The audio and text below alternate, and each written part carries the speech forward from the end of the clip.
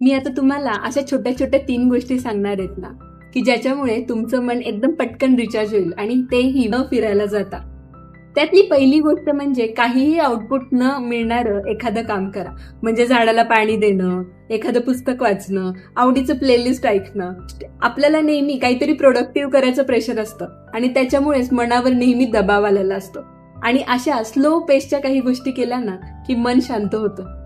दुसरी गोष्ट, तुमच्या आवडीच्या एखाद्या अशा व्यक्तीबरोबर बोला की ज्याच्यासमोर किंवा जिच्यासमोर तुम्हाला नेहमी स्ट्रॉंग राहायची गरज नाहीये आणि तुम्ही मनातलं सगळं बोलून टाकू शकतात. तिसरी गोष्ट, अशा छोट्या छोट्या गोष्टी तुमच्या आयुष्यात शोधा की ज्याच्यामध्ये तुम्हाला आनंद मिळेल.